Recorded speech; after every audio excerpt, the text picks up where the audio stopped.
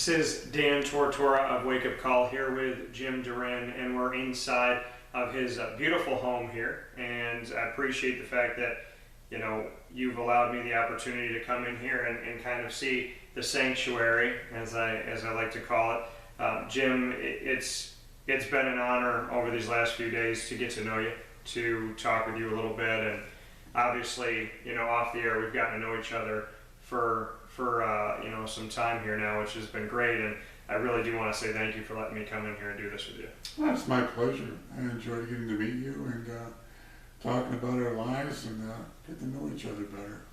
And in having that, for me, it goes so much beyond sports and beyond football. The tagline of Wake Up Call with Dan Tortora has always been where sports meets life, and your life has obviously been connected with sports and has gone far beyond that. Your outreach has been incredible, and since the article was written about you and different things out there, you and I spoke about how people have reached out to you. How have you handled that, and just what your thoughts are on hearing from people or maybe some strangers as well? Well, I mean, it's so complimentary to hear people read about your life and say, geez, reading about this inspired me or gave me some hope or helped me get through something. And I think that's one reason I've been around all these years, that maybe it was for that. Maybe it was to, maybe I wasn't good enough to play farther than I did, and maybe I can't sing and I can't dance, and I'm not smart enough to be a doctor, and all those things. So maybe my job here on earth was to show people not to give up, to keep going, and to maybe even slow down a little bit, look at the little things in life and appreciate them, and appreciate your family around you, and feeling blessed every day, and I do. And that article, at the end of it, what it said that I do is true. I'm paralyzed, so in the nighttime I have to move 2 or 3 times to reposition myself so I'm not laying the same way in my last turn. I do is to my right, towards the sliding door in the bedroom, so that each morning when my eyes first open, I look out to see the start of a new day. And I do giggle and feel thankful that I have another one. It's honest to God's truth. And you said that, maybe your mission on this earth is to inspire. What inspires you? What inspires me? Just being thankful. I mean, I look at what's happened in my life. And just the fate, things that have happened that I just shake my head and I go, it's just played out this way.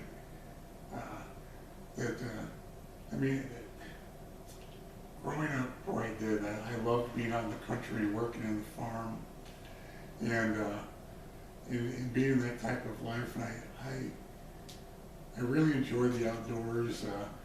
I can remember in my youth, grabbing my skates and a stick and going up on a pond and shoveling it off and skating and loving playing hockey and that. And in my family, I was second to youngest in a family of 8, and just sitting on the floor and watching, the way the family just moved and all the different things that happened.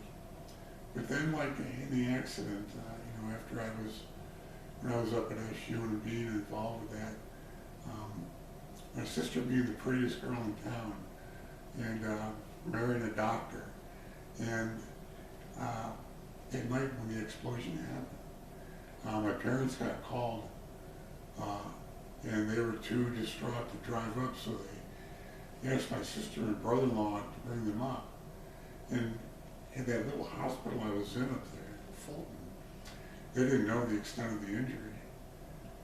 I was so big, they actually brought me in and they took a door off his hinges to carry me, you know, in and that. And he just knew by looking at me that it was more than just the damage to my head and my throat, that internally there was more. And he called upstate and talked to the neurosurgeon there, and they sandbagged me, had me brought there. Right? So I'm thinking, okay, if that didn't happen, I'm dead. And then just, you know, oh God, all the things through fate of something you may look at as being terrible, but really a fantastic thing happening from it. And even though the last illness I went through 6 years ago, and just feeling like I'm at the end, and there's nobody out there to help me. And I went to the clinic one day for treatment, and my doctor was gone, and another doctor was there, and she saw what was wrong with me. She said, you know, I think there's somebody maybe could help you in Cooperstown, and give me that name. And then finding Dr. Huntsman. Yeah. Right. And this is, if you read the story in the paper, I mean, this is a brilliant man. This is a man that has done surgeries all over the world. He's so well respected, and he and I now being friends. And I'm like, how could I? You know, I have no great mental, you know, wherewithal or degrees or anything, and I mean, we're really good friends. Yeah. And we communicate all the time. And all the people I've met through something you think is being adversity, something negative, Yeah.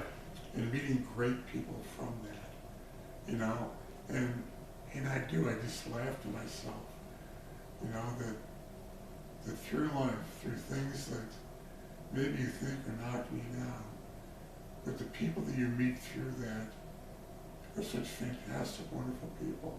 So each thing I've gone through, I don't look at negatively. I look at it as a positive. I've met somebody new, and I'm here now, and I've met you. Yeah. And I had never known you if all these things hadn't happened, you know? So my life is blessed. It's, I really do. I just shake my head.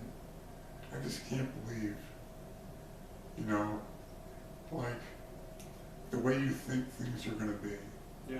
But then the way they turn out, they turn out better than you thought what your life would be when you're young and you're projecting out, you know.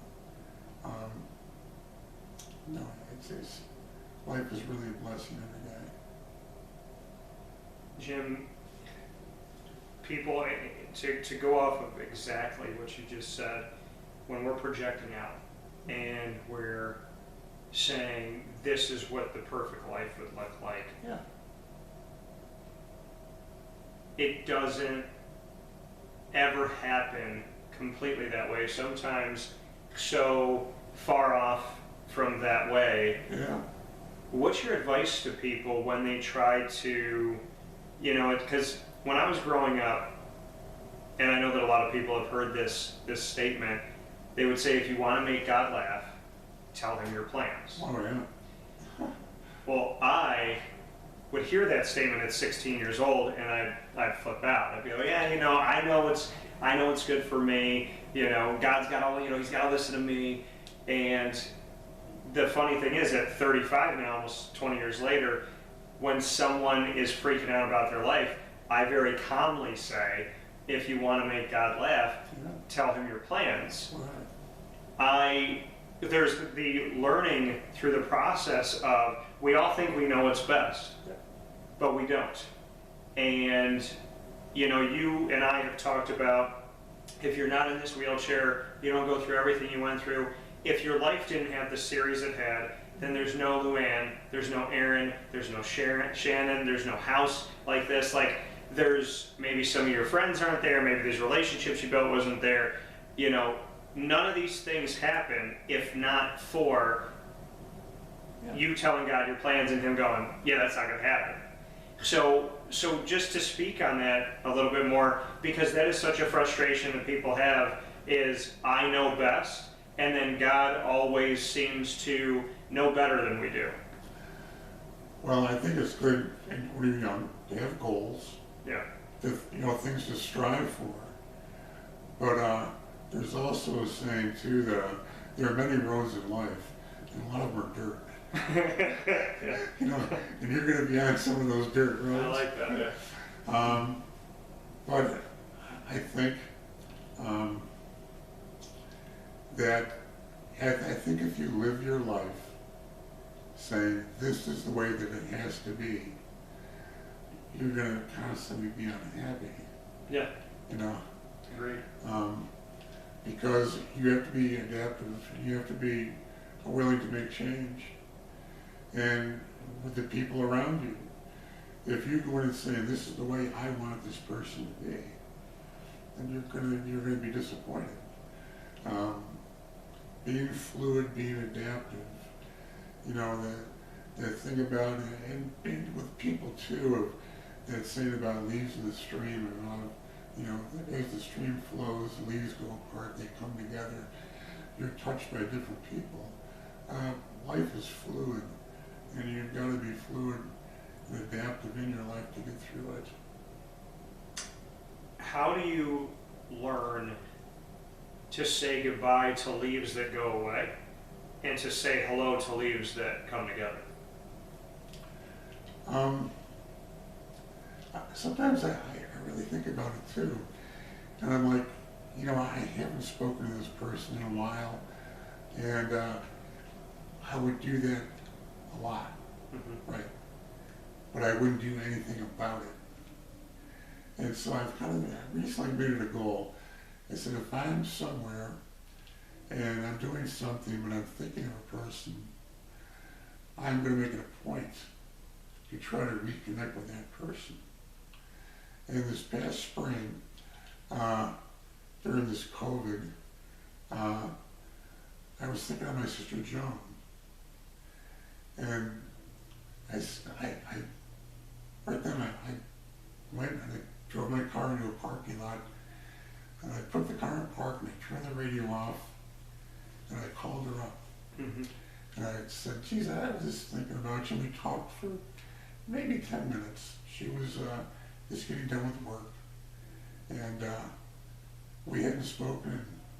And she lived out in Indiana in 3 or 4 months, And so I made a point. We talked a little bit. And then I said that we loved each other. And I went back on my road. And my sister was killed in a car accident the next day at about 5 in the afternoon. And I thought, that was God speaking to me about changing the way that I'm living my life. And when I think about someone that I need to let them know that I'm thinking about them. Yeah. And so a few times I've done that since then. And the person's like, what the heck are you doing? What are you doing? Yeah. And you write about it, 12:30 at night, I send a message, hey, have a good night, I was just thinking about you. What are you doing? But other times, people have been like, hey, I'm glad you...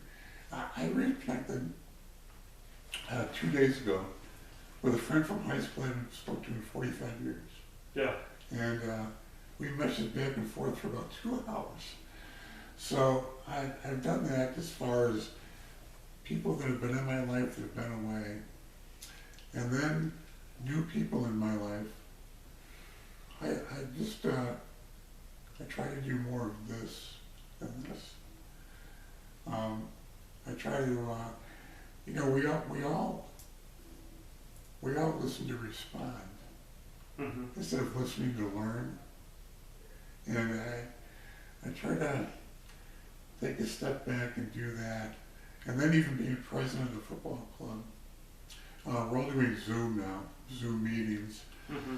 So, I'm over there on my computer and, I got all the little boxes with the faces in them and all the guys from around the country that I'm doing the meeting with, and I try to do a lot of this, and I try to understand instead of trying to respond right away, because even in the conversation, I mean, think of it when you're at the dinner table or something, you'll hear something, and then you got something coming up, and you want to get it out there, right? Mm-hmm. And I just try to really reel that back and continue listening. And there'll be a point when if I still need to respond, I will, but a lot of times, if you step back and keep listening, there's no need to. So, that.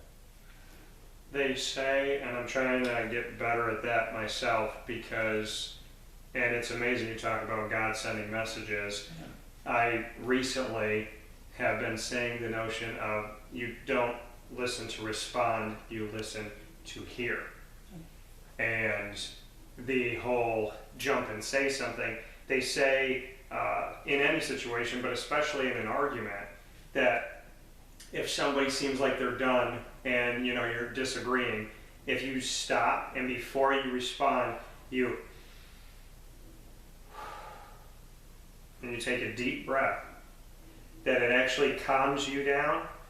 And if you take a deep breath to pause within when they're done and when you start, instead of it being like a freeway conversation, it makes the person actually feel like you're digesting what they said and you're giving them time to finish. Yeah. And in the world we live in today with social media and everybody thinking they're a reporter and everybody having an opinion of everyone, yeah. We live in a world where essentially we're on the freeway and everything's trying to get our attention and people are not listening, and then you add in that someone's on their phone and they're looking through timelines and stuff like that. And I've been in conversations where I say to people, if I see them look down at their phone and they're on it, I go, I'll wait until you're done. Yeah. And they get very mad. They get upset. Well, I'm listening and whatever. I said, no, I was taught to look you in the eye and to give you my attention. I will keep my eye contact with you because that's a sign of respect. Right. So when you are done doing your other stuff, I'll finish. So what I've gotten in the habit of doing is if someone's on their phone and they're talking to me, I'll stop mid-sentence. And I'll pick up when they're done, because we live in a world where it's easy to get absorbed. And I think that what we're talking about here today is the lost art of two friends sitting in front of a fireplace talking without any external stimuli. Yeah. It's just us, you, me, and God. Yeah. And I think that at the end of your life, these conversations are the ones that are going to mean something more than how many likes did I get on my Facebook post. Yeah, and the thing you're talking about with the world today, and it's something I fell into when I first became president of the club, was there's always someone that's not happy with you. Mm-hmm. And I got great advice from a friend that's been very successful in life and I really admire, and he said, Jim, stay out of the weeds. He goes, when someone says something to you or sends you something, you don't have to respond. Because don't always respond. Like people say they're trying to goad you in or they're doing something to upset you. He goes, you don't have to respond. He goes, stay out of the weeds. Keep your head above, stay above it all. It's like, good point. Good thing to do. Stay above it. Don't. And so what I did, it was, now it's over a year ago, I stopped watching national news because I realized that it's not news. It's just a way, if they can keep everybody worked up and keep everybody after each other, then they've got an audience and they've got people watching. And that's all it is, because there's been weather every day, and every day I turned it on, it was 80 million people are going to be affected by this. The sky's falling. And I just said, we were talking before we started doing this, When I'm cooking dinner, Mhm. I have music on, and I am happy. And that's usually when the news is going on, and I'm not part of it. I just leave it alone. Music Yeah. seems to be the thing, for people that have a faith, they say that angels speak to humans through song. They say that that's how heavenly bodies speak to human beings through music. And music has always been a part of my life. My grandfather on my mom's side, my Pop Cavino, he sang, may rest in peace. My mom sings. I've sang since I was 3 years old. I feel, when I sing, I feel close to myself. I feel it's hard for me to be depressed, angry, or stressed if I'm singing. And so you talk about turning music on when you cook. Mm-hmm. As crazy as this world has gotten, one of the constants to me is that music, no matter what it be about, it has the capability to draw out your emotions, kind of give you therapy, and release bad energy, bring in good energy. Why do you think God created music, and why is it so successful no matter how crazy the world gets? It's great. It's easy to see what it does when you can play something and calm a pet in your home. I've seen people do it with livestock animals. Farmers have done it forever. Mm-hmm. And the farm they're milking, you go into, and I grew up around between farms, they always have it on because the cows relax. And the thing about music with me is before I was injured, I had no music ability, and afterward, I only have one vocal cord now, and the explosion happened, I lost one. That's why my voice is so bad, and I apologize for it. It's a lot better than you give yourself credit for. But I mean, I can't get a note out. If I try to put any volume Mm-hmm. into it, my voice crackles and splits. So I can't sing, I can't play anything, but I listen to music every day. And I have these wonderful Bose headphones, Mm-hmm. and and all different types. And I mean, really from classical to jazz to, and then finding out somebody, and then really getting into who they are and finding out if it's been good or there's tragedy. I went this past summer on Amy Winehouse. I just found one of her songs, and I was like, wow, this is great. And then I really started listening. Yeah. And then I wanted to find out about her. And then I found out about her life, and it's horrible. She died at 27 years old. This fantastic talent, but then having the talent and what came with that, she couldn't handle. I think if she would have been happy to have her own life, Yeah. it would have been at 8 o'clock at night going down to the club and singing to a few tables full of people and not being a megastar, Yeah. And it was so sad to read about it. They had such a wonderful voice and so much talent, and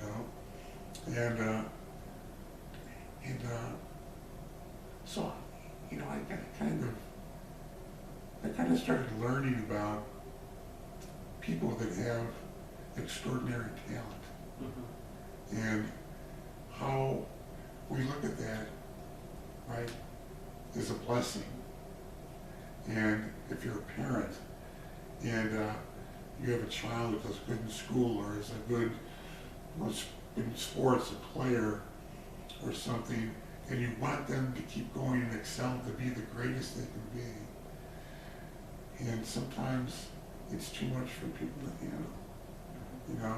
How many people have you seen in entertainment that you think, oh my gosh, what a fantastic life, they make millions of dollars in movies, or they have musical ability or whatever, and then you see them just end their life because they can't get to a point where they're able to appreciate anything because of this drive they have or they don't want to have Yeah. to have this great talent or even great knowledge. I've known people that have had extraordinary capacity mentally, and their daily life, they just can't get through it, because I don't know, they overthink everything, or they're trying to figure everything out, where sometimes I feel like I'm very simple-minded because I'm just kind of taking stuff in and smiling, and I'm not trying to break everything down and figure it out. It's just more of a, I don't know, I just really just kind of really just enjoy being here and being a part of everything. And I don't know what else to say about that.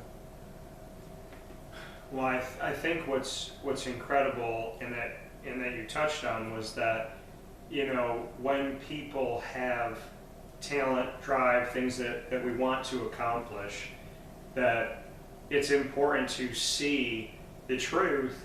And, there's been people throughout history, in recent history, Anthony Bourdain, Amy Winehouse, Kate Spade, people that had incredible wealth, known all over the world, notoriety, power, prestige, money, and they ended their lives.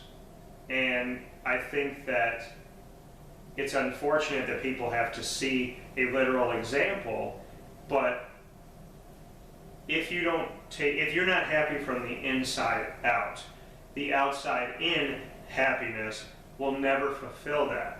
And if you don't have it inside of you, if you don't have it in your core, if you don't love yourself, there's no amount of love that you can bring in. And there's been singers that have sang about the fact of being in a room of 1 million people and they're all looking at me and screaming to me and wanting me. It was the loneliest place I was. Yeah. Because people think, well, the world loves this singer, and 70,000 people show up to watch you sing on stage. But when you get on your tour bus, you're by yourself. Mm-hmm. When you go to bed that night, you're by yourself. Some of them, not all, but you're by yourself. And there's that reality of the world thinks, oh my gosh, you have the life. But in actuality, some of the poorest people, or some of the people that, whatever it may be, my thing to me was, if I have friends that love me and I love them, and we have each other's back, and there's no ifs, ands, or buts about it, they're not with me because I'm successful, they're not with me because of money, they're not talking to me because we live down the road, if I moved away, we'd still be friends.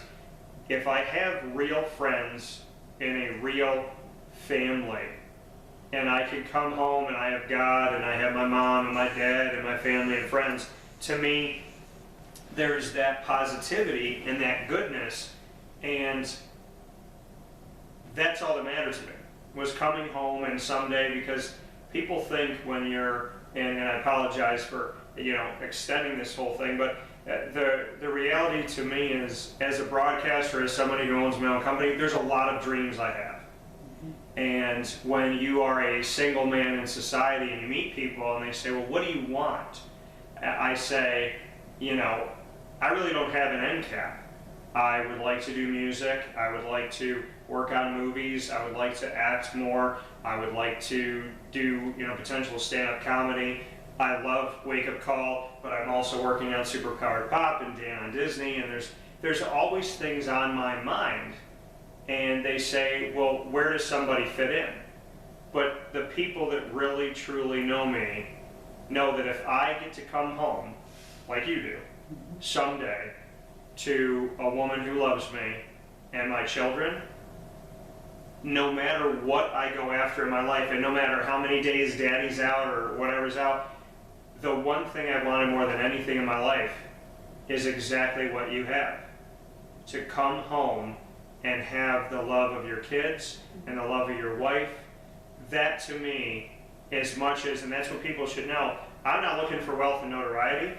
I want to live all my dreams and do all that stuff because I love chasing them, but I will always, always, always want something to come home to. And I think to me that is the value of life, is having people you love that love you back, and animals too. And I don't know, I think to me that's the wealth of life, is having good people love you back. Oh, I totally agree. And what you were saying about, thinking that when you get to a certain point, and that's nirvana, that you'll be happy. Mm-hmm. And I'm really close with John and Laura Lally, who gave a huge, donation to the football program at the university last year. And we're really good friends. And obviously, they have hundreds of millions of dollars, and you think, well, you're kicking butt. That's where to be. And the reason that John and I are so close is that we know that if he and I switch lives, not in every phase, but financially, I'm still like this. Mm-hmm. So, you drive a little better car, a little better food, but it's not the answer in life. And if you live your life thinking that when you get to a certain amount that you have set in your head, then that's where you will be happy, it's not what makes you happy. And so I've talked to him, I said, if you could pick something, I said, John, what would be where you feel the most relaxed, the greatest? He said, if I'm up on a mountain with a pair of binoculars, by myself, out hunting, looking, it's quiet, I'm out there, I want to see the sunrise and the sunset, and just taking that in. He goes, that to me is the place I want to be. Mm-hmm. So it's not, going to a movie premiere or riding in limousines or flying in a private jet or anything. It's just taking in the day, taking in what's around. And they're both like that. Yeah. Laura has a horse and goes over to the stable and rides, and very simple life, not that. And I'm glad that, I'm just talking, my whole life, all I ever wanted was this. Yeah. Was for family. It would have been nice to do other things, but at my core, I just wanted that, and not any grandeur or anything, just very simple. Just like you said, a place to come back home to, somebody to care about me. And that was pretty much it. I mean, when you're 14 years old and you're on that frozen pond and you got a puck, and in my day, Bobby Orr, was, he changed the way the sport's played. And watching a game on TV and then going out and trying to do the same things, and you think about, gosh, I want to be there someday. I mean, that's, it's normal, Yeah. or, wanting to be, maybe play in the NFL someday, I mean, that's normal.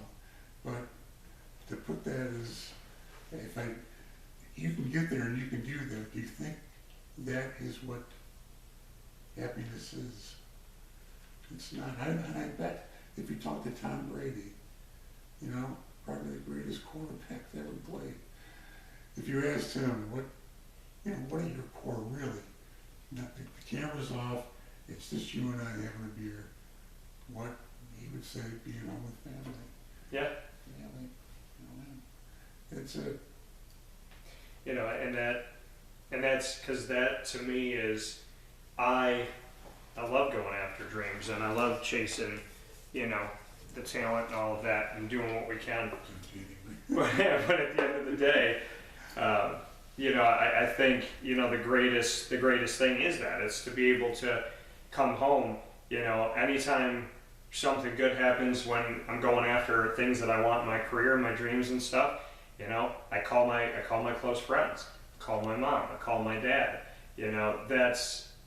that's the beauty of it to me, because it's not fun to just kind of hoard up a big pile of stuff and playing it by yourself. Yeah. I think it's great to share it and to have it, and I do believe you could have it all. I believe you could chase your dreams and live your dreams and come home and have that. So before we come to a close of this special here in your home, speaking here with Jim DaRin, to look at something that you and I talked about off the air, and I have to ask you, because we share a love and a passion for something incredible, where you and I shut our brains off and we don't think, and we just kind of do artwork, so to speak, and that's cooking. Yeah. So bring me into your passion for cooking, your love for it. You've shown me around your kitchen. It's incredible. It's beautiful.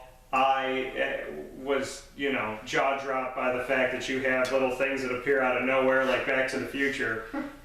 But you have this, and maybe through you I'll finally get my hoverboard. But through you, this cooking, it's therapeutic, it's fun, it's exciting, and you and I both love it. So I kind of just want to open the doorway to cooking and what it does for you. Well, I like to eat, but